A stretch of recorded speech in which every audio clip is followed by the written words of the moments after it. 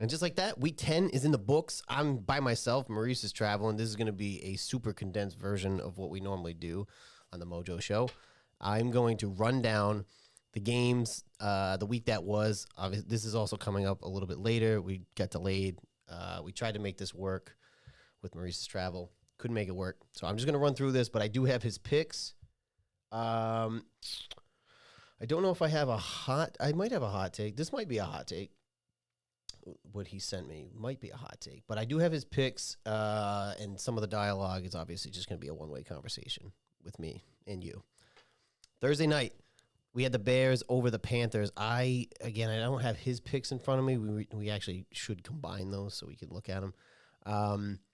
I had the Panthers. I don't know why I was drinking that Kool-Aid. I didn't really have much faith in the Bears. But they were at home, primetime, another shit primetime game, 16-13. I feel like the primetime games, the Thursday night games, the Sunday night, the Monday night, I mean, I could be wrong, but I always think of it like there's not a lot of fucking scoring in those games. And even, granted, the 4 primetime games this week, none of them were fucking stellar anyway, so maybe that's why there was also low scoring. But 16-13, Bears over the Panthers. It was a crapshoot anyway, but I took the Panthers. Then we go to Germany. I picked the Colts over the Patriots. They won 10-6. Dog shit fucking game.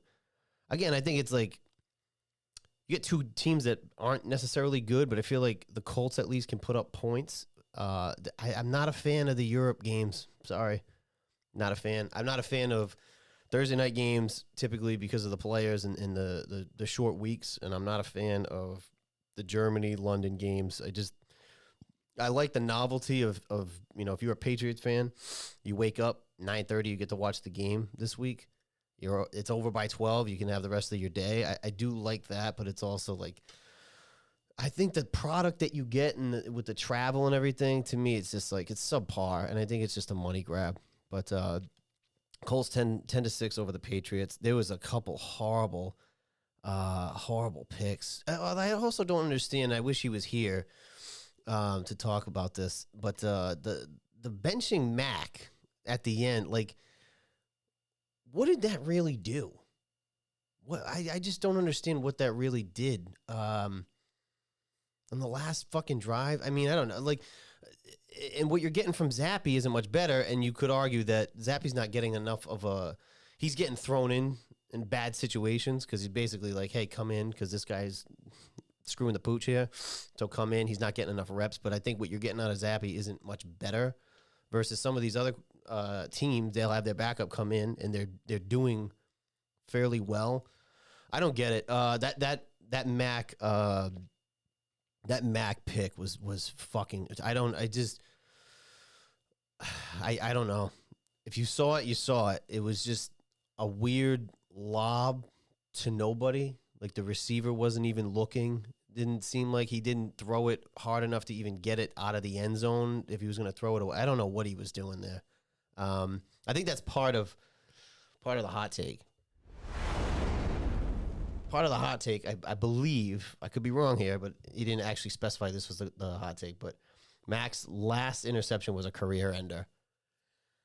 I just don't know what they do. I think Mac's in a bad situation because he doesn't have a cast. They don't have much of an offensive line. I don't know if he has the best decision making, but then there's times where he does make good throws and his receivers are dropping the ball. So, and I was just saying this the other day. It's like when you're 2-8, there is enough blame to go around. So you can pick who you want to get mad at the most. At the end of the day, you can get mad at Belichick if you want. You can get mad at Mac if you want. You can get mad at the receivers, but I think that when you're 2-8, there's blame to go all around. There's plenty of blame to go around. So, I just don't know what they do with him either. He's in year 3. He's got 1 year left on his deal. I just don't think he's the answer. I think he gets another shot somewhere else. I don't know if New England decides to try to trade him going into his. But he ain't going to get much for him anyway. What are you going to get for Mac at this point? 6th rounder? Maybe? I don't know. even the Belichick thing. I don't know. I don't know if it's necessarily him, although him is the GM. People have talked about that's kind of a problem. I'm not really a fan of the coaches being the GMs. It's really not panning out for them now. And I think, like, again, you could argue, well, Brady left and but at the same time, I think the team itself is much worse. Like, even if Brady was there, they might be a little bit better, but I mean, they don't have a good fucking team. That's why when Washington played them last week, it's like, talent for talent, Washington's the better team, talent-wise. That doesn't mean much because you can still get beat, and they almost did get beat. But I think talent-wise, New England is reeling. So, and my guess is that Belichick will take the blame, and I think in people's Patriots fans' minds, getting rid of Belichick is like a complete overhaul. Like, now we're over it. So it's like, maybe because Belichick's still there, there's this like lore of the Super Bowls and all the success that they did have at one point, and I think maybe some fans would just rather say, fuck it, Brady's gone, he's retired. A lot of these other guys are gone. We're like, let's just start over. Whether it's Belichick's fault or not, let's just do a complete overhaul. And I get that too, because Washington does that every 4 years. Next game, Texans and the Bengals. I pleasantly surprised. The Texans pulled that one out. Stroud, 356, 1 touchdown, 1 pick. Singletary had 30 carries, 150, touchdown. A little bit of it was kind of surprising because since he came off the bye and they looked like they were kind of going again. But shout out to the Texans, man. I like it. I really like it. I like the coach. I like the quarterback. I like the fact that they needed some hope, and it seems like they found it now. So they won 30-27 over the Bengals. It's a big win. I think as of now they do have a playoff spot. They ought to have a wild card spot in the AFC. So shout out to the Texans. Moving on, the Vikings and the Saints. My boy Dobbs, baby, comes in, gets another win for the Vikings, right? He didn't start last week, but he came in, they got the win. He started this one, got the win, 268 and a touchdown. The kid's been there for a fucking week and a half. He's got 2 wins. So shame on Arizona. But anyway, Carr also got hurt in that game too. Concussion and shoulder. I don't know. It's like in the offseason when they had Carr was up to get traded, Jimmy G, and Washington was talking about some of these guys, and I'm like, man, I don't know. I'm not sold. I mean, they're both good, but they're both always fucking hurt, and I don't know. I wouldn't be throwing big dollars at one of them two. I would rather just have a younger kid and try to develop him. Pretty much what we're doing with Howell at this point. So shout out Dobbs, man. I just, for a guy who's bounced around, he was with Cleveland like twice or something in this offseason, got traded to Arizona. He balled. Well, to me, he balled out for a team that was fucking 1-8 when they traded him. I think he balled out. He's like the only one fucking trying from what I saw. And Connor was out. Like he had the chips stacked against him, I think. And then gets traded to Minnesota. Kirk's out for the season. They're trying to make a run here. Gets 2 wins in a week and a half. I like it, man. I hope he gets paid in the offseason because he's got something. Even if he's not going to start for you, like I would love to have him come off the bench if he needs to. Next one, Pittsburgh and Green Bay. Sorry, Pittsburgh wins 23-19. Again, fucking. There's no expectations for the Steelers. And they're 6-3. I don't know how the fuck they do it. Tomlin does it every year. He makes them competitive. And I think Maurice brought it up one of those weeks. It's like they're always there. They're always fucking there. And for them to be 6-3 right now, like quietly 6-3, and I think they had a couple games where they could have won and lost. I mean, they're playing a lot better than I expected anyway. Green Bay on the road, 3-6, 1-4 on the road. Jordan Love went 289, 2 touchdowns, 2 picks. I don't know. I don't know what they do. And there's even talk about LaFleur getting fired. I don't know. I don't know if that's the problem. Love it again. He's been in the system. I think the bar is so high because it's like, Rodgers was on the bench when they drafted him when they had Brett Favre. He was in the system. He came in. He did what he did. Maybe the expectation is that like Jordan Love is going to do the same thing. Maybe he just needs more active playing time than Rodgers did. You know what I mean? You never know. So I don't know. Be interesting to see what they do. 3-6. They're going to get a high draft pick. It'll be interesting to see what they do. But again, I think we talked about it early on this season too. All right. We talked about it early this season that the Packers didn't look good last year either. Like they weren't really that good of a team. And Rodgers pulled a horseshoe out of his ass and realistically should have beat Detroit and should have made the playoffs last year. And they looked dead in the water at one point. And they really should have made the playoffs, but that's more about probably Aaron Rodgers than, the team itself. So then you have a kid like Jordan Love. He comes in his first season starting. I guess, what do you expect, really?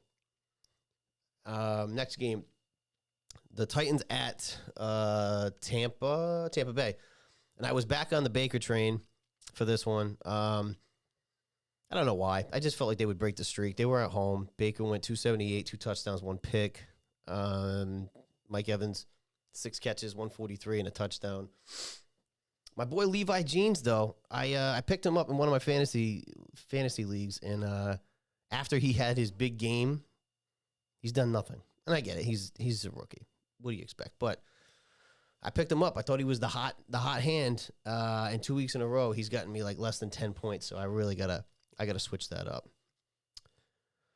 49ers over the Jaguars, 34-3, and I believe Maurice had the Jaguars in this game. I root for their success. I just didn't. I was going with the matchup, but I was also going with like the Niners breaking their streak. I think they lost 3 in a row, and I'm like, Jacksonville's good, but I feel like the 49ers are a more talented, balanced team. So 296 for Brock Purdy, 3 touchdowns. McCaffrey ended his streak of without a touchdown, so 16 carries, 95 yards. Kittle had 3 catches, 116, and a touchdown. So big win for them. I mean, the Jaguars are they're a playoff team too, and 34-3, it was not fucking close. One of the surprises, I think I lost 4 games this week, all with last-second field goals, and this was one of them. The Browns over the Ravens, 33-31. I don't know how many people picked Cleveland in this game. It's a division game. It is tough. But the Ravens had the hot hand. So it's like every time there's a team, like a few weeks ago, it was the 49ers. They looked untouchable. The Ravens were quietly 7-2, and it's like they looked like they were the team to beat. And then they get beat. So it's like, I don't know. They're 7-3. The Browns 6-3. Lamar Jackson, that pick 6, I think, fucking killed them. But yeah, they went on a last-second field goal, 33-31. I had the Falcons over the Cardinals. I lost that game. Kyler's first game back, 249, a pick. And ever since Maurice said Kyler looks like a little kid that stole something when he runs, now, as he said, he can't unsee it. Now I can't unsee it because I was laughing hysterically at some of the runs yesterday. But Cardinals back in the win column. Kyler gets a win, 25-23. I think Heineke got hurt in this game too. Don't quote me on that. I thought I saw he got hurt in this game. Falcons are 4-6, 1-4 on the road.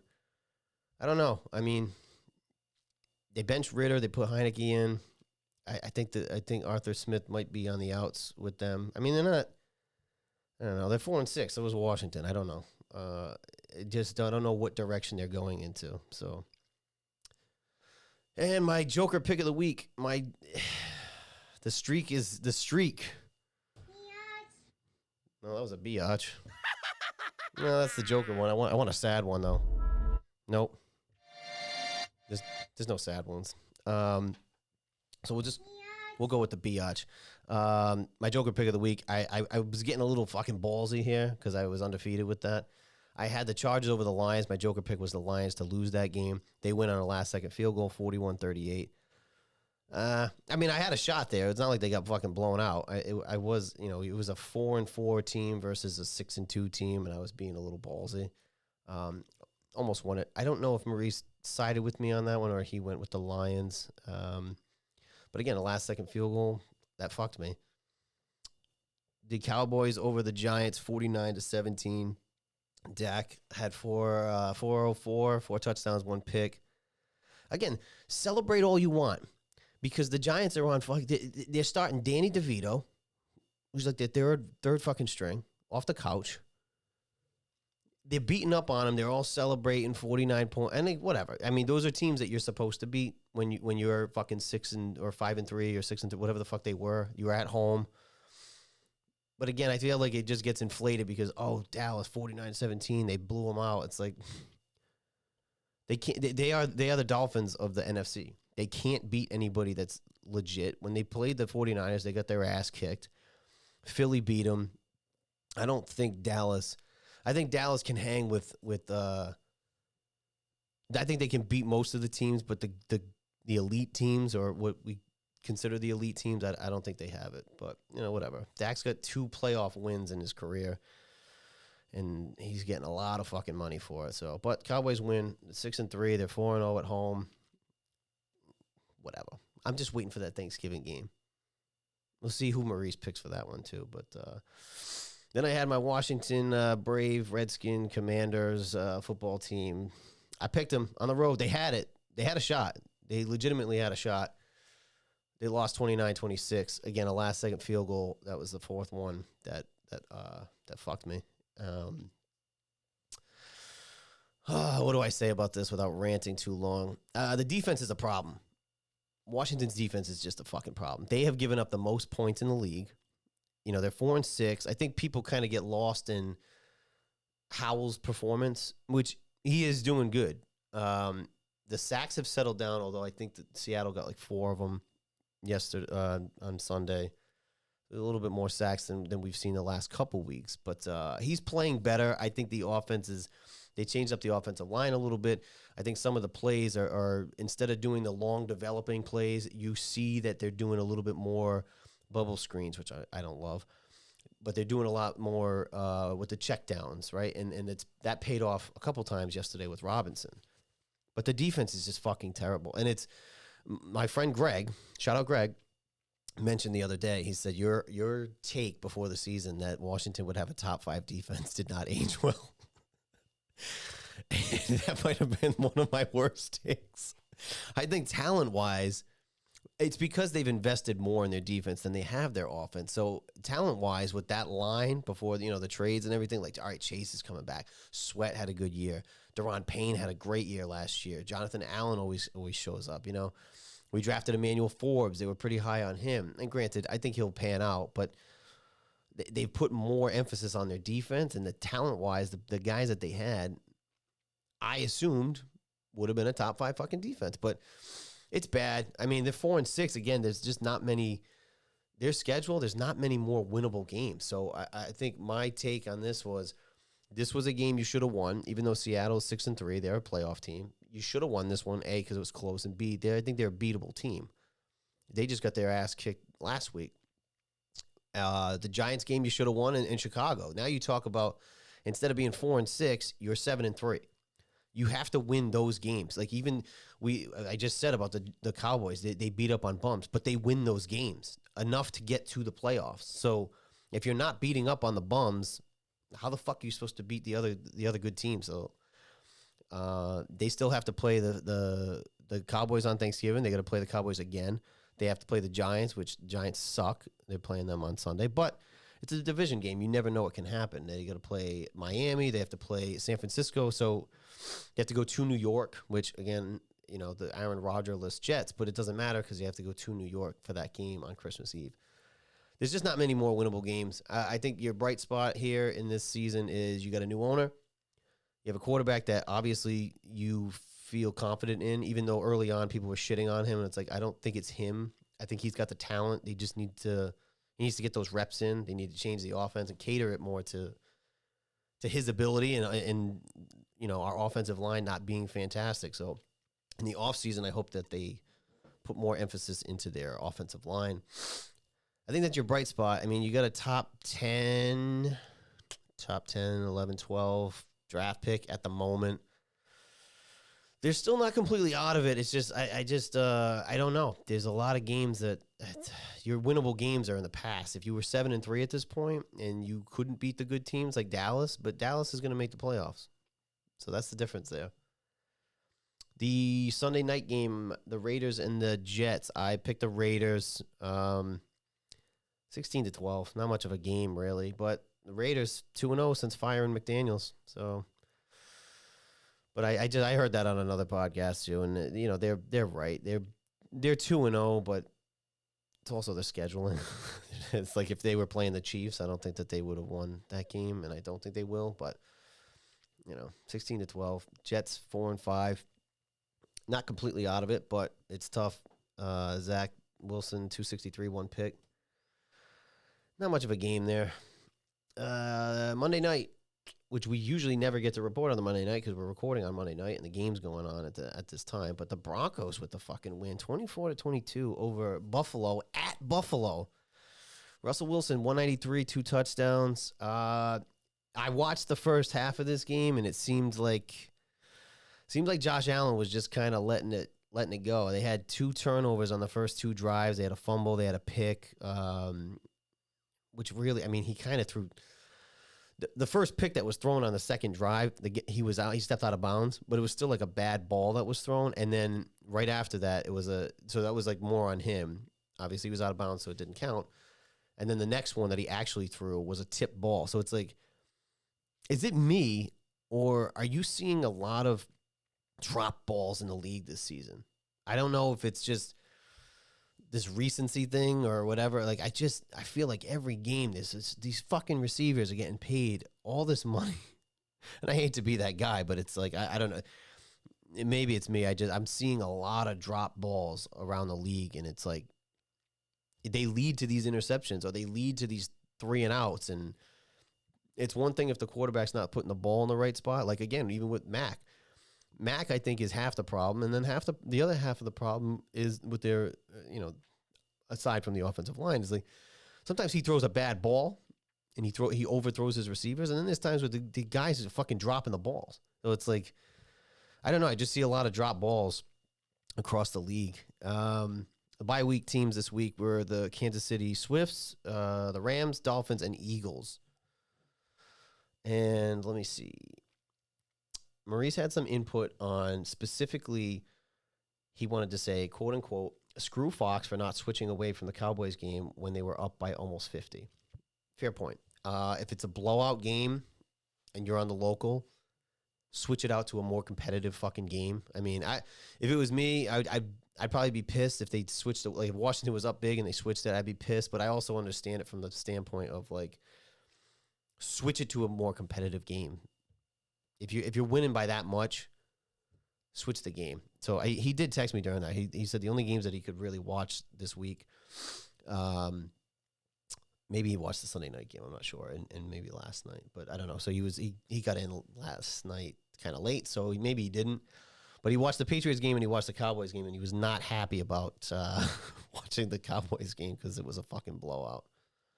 But I think also it's because of the Giants being local for us that they're always going to play the fucking Giants. All right.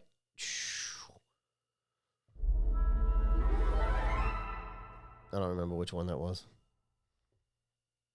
I also don't have a Mo's money pick. Oh, nope. I lied. He put it in there, that motherfucker. I was going to say. All right, so now it's time to make the picks. Picks for week 11. This is a very quick one.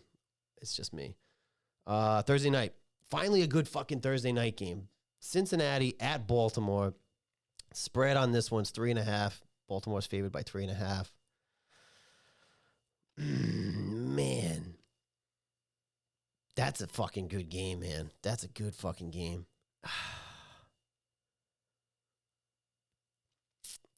I didn't think either of them was going to lose last week. It's just so close. I'm going to go Baltimore. Ugh. See, the problem is, too, I mean, Chase played. Higgins was out last week. I'm going to go with the Ravens, though. The Ravens, I mean, it's not like the Browns are fucking terrible that they beat, the Ravens, but it's too close to call. I am going to go with the Ravens of Baltimore, and Maurice also picked the Ravens of Baltimore. Next game, Pittsburgh at Cleveland. Cleveland is favored by 3.5. Another one, another fucking close. I might go with the Browns. I'm gonna go with the Browns on this one because I think that they're riding a high off that win against the Ravens. So I'm gonna go with the Browns. Maurice also picked the Browns in this game. I'm looking after. I'm making my pick, and then I'm looking at his after just to see. So there's no bias here. Chicago at Detroit. I'm not even gonna fucking play with this one. I'm going with the Lions. Lions and the Bears. Yep, Maurice has the Lions as well. The Chargers and the Packers. Packers are at home. Chargers are favored by 3. I'm going to go with the Chargers here. And this is Mo's money pick. Mo's money pick of the week. The Chargers over the Green Bay Packers. 3-point spread. He is taking the Chargers. I'm going to assume that he did his due diligence and actually placed a bet, which he usually does. I gotta jump ahead and find a Joker pick here. Who's my Joker pick? Interesting. We actually got some good primetime games this week coming up, which is better than the ones we had this week. This week they were not good. Raiders at Miami. Miami's favored by 12. They usually beat up on bums. I will continue that streak and pick the Dolphins. And Maurice also, I would imagine that he picked the Dolphins, but I don't see it here. I think he missed this game. Did he miss this game? No, he picked the Raiders. Raiders? The Raiders over the Dolphins. Okay. All right. I like it. Fuck it. There's always going to be an upset. Every week there's an upset. Washington at home against the Giants. Washington's favored by 9.5. Giants are on their third stringer. I'm going to go with the Redskins. Maurice also, he picked the Salamanders on that one. Dallas at Carolina. 10.5-point favorites. Dallas is 10.5-point favorites. I'm going to go with the Cowgirls. They like to beat up on the bums. Maurice also has the Cowgirls on that one. The Titans at Jacksonville. Jacksonville's favored by 6.5. This could be one of those fucking games. I'm gonna go with the Jaguars because I never do. But that could be a game where if Will Levi Jeans shows up, you never know. You never know. Maurice picked the Jaguars as well. Cardinals at the Texans. Oh, dude, I hope the Texans fucking stomp on them. I hope they fucking stomp on them. Houston is favored by 4 in that game. I hope they fucking get dicked around in that game. Oh, I lost it.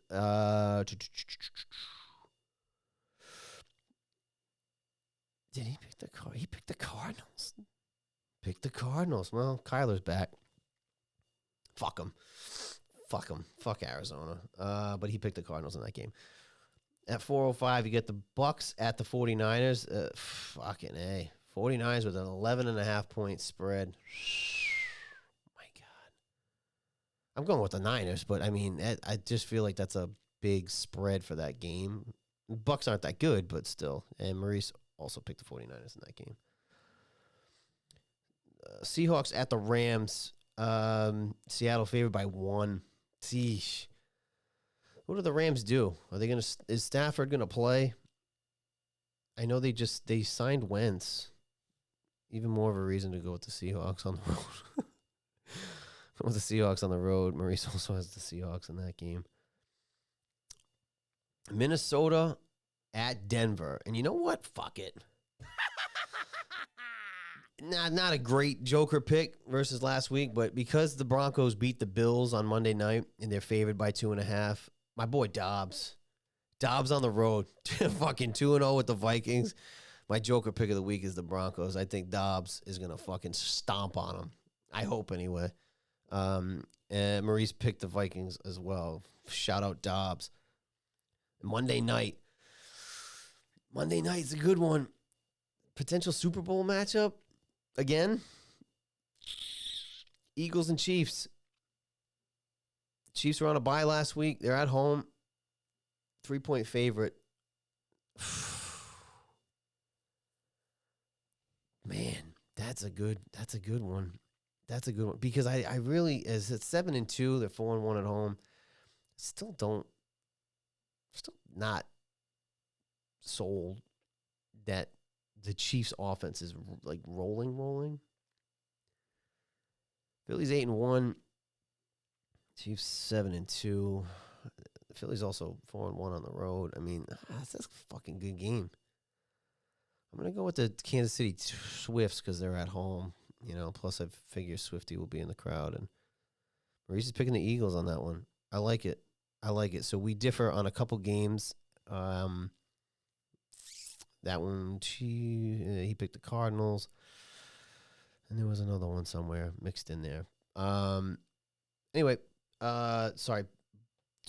Bye week teams. The Falcons, the Colts, the Patriots, and the Saints. They're all on a bye in week 11. I believe we'll be back up and running again next week. Maurice was traveling this week. This is a super short, super fast solo episode. So if you listen all the way through, thank you. Appreciate you guys listening. When you do listen, also comment. Give me the hot take. I want to hear the hot takes. I want to hear your hot takes of the week. We have Jess's hot takes.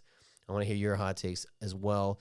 This audio usually, the audio goes up on Tuesdays. Typically, this week we're a day out.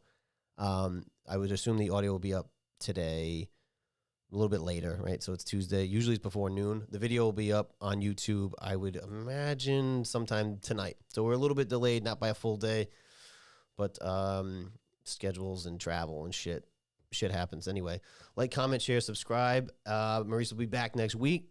We'll have a beer of the week. We'll do some fantasy corner, and we'll make our picks. So until next week.